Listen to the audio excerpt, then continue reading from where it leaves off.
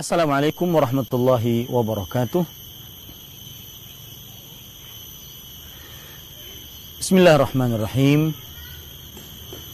Alhamdulillah wassalatu wassalamu ala Rasulillah. Wa ba'd. Para pemirsa yang dirahmati oleh Allah Subhanahu wa taala, apakah Anda pernah berpikir, apakah Anda pernah memperhatikan kejadian-kejadian yang terjadi di atas muka bumi ini? Di antaranya istrinya Nabi Nuh dan istrinya Nabi Lut adalah dua istri yang kafir. Sedangkan istrinya Firaun adalah seorang istri yang beriman kepada Allah. Perhatikan dua perumpamaan ini. Dua orang istri yang dibawa oleh dua orang hamba Allah yang salih. Ternyata istri tersebut kafir. Sedangkan seorang istri yang di bawah seorang sedangkan seorang istri yang merupakan istri dari seorang yang mengaku menjadi Tuhan. Dia beriman kepada Allah. Pernahkah Anda berpikir bahwa paman Nabi Muhammad SAW yang sangat dekat dengan Rasulullah SAW, bahkan membantu Rasulullah SAW dalam beberapa perjuangan dakwahnya, ternyata meninggal di dalam kekafiran. Sedangkan Bilal, sang mantan budak, atau Salman, sahabat dari Persia, ternyata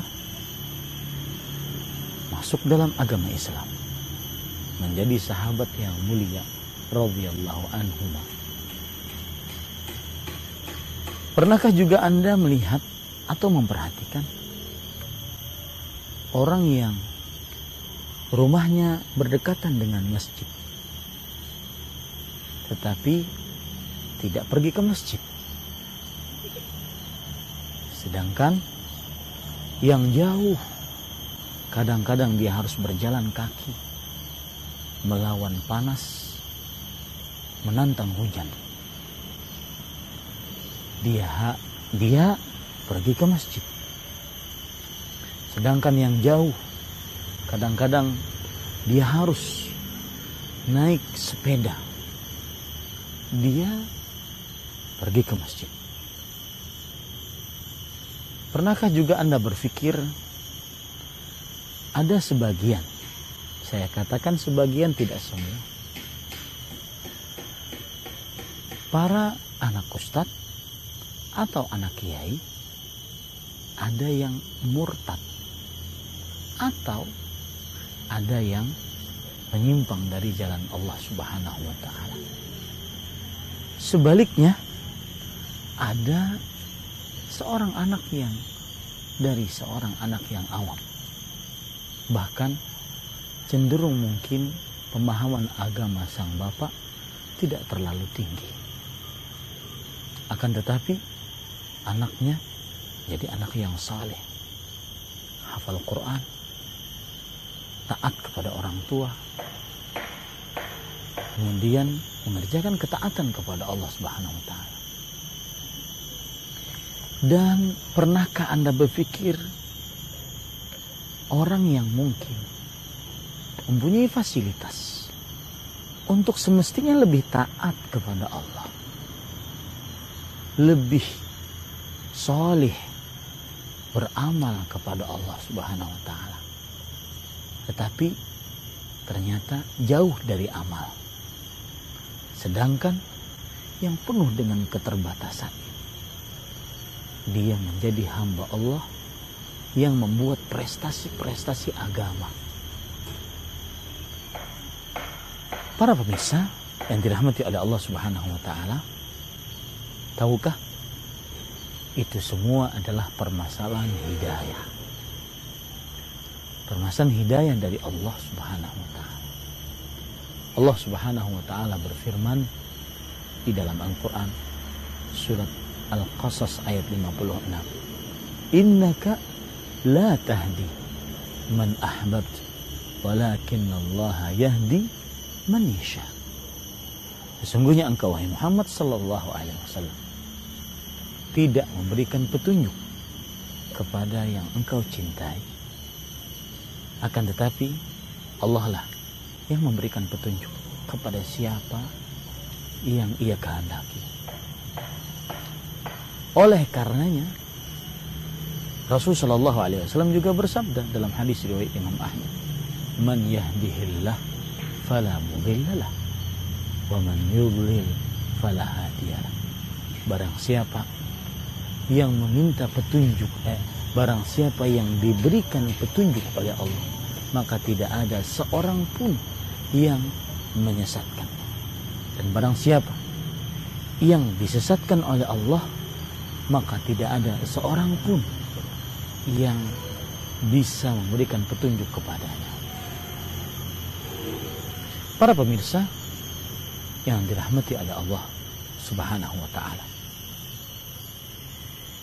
lihat tadi istrinya Firaun yang mengaku ana rabbukumul a'la, aku adalah Rabb kalian yang paling tinggi, yang mengaku ma alimtu lakum min ilahin ghairi, aku tidak mengenal bagi kalian ada sembahan yang berhak disembah selain aku. Istrinya Firaun beriman.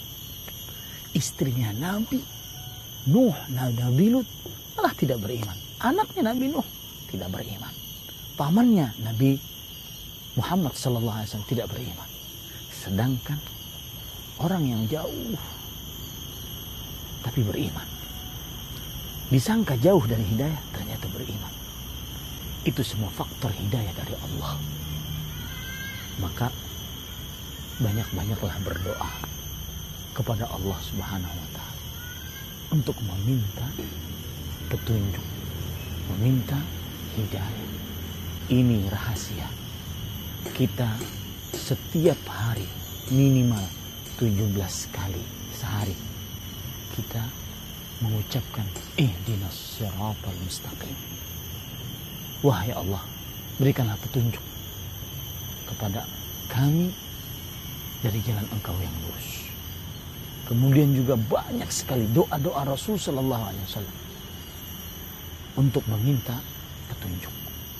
Di antaranya Rasul sallallahu alaihi wasallam bersabda, Allahumma hdini wasaddidni.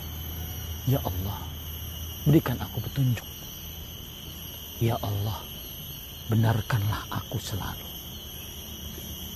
Di sini juga Rasul sallallahu alaihi wasallam berdoa, Allahumma inni as'aluka al-huda wat-tuqa wal-afaf wal-ghina. Wahai Allah, aku mohon kepadamu petunjuk dan sikap suci dan ketakwaan dan kekayaan. Bahkan untuk urusan minta petunjuk, Rasul sallallahu alaihi wasallam beliau mengajarkan kepada para sahabat untuk minta petunjuk di dalam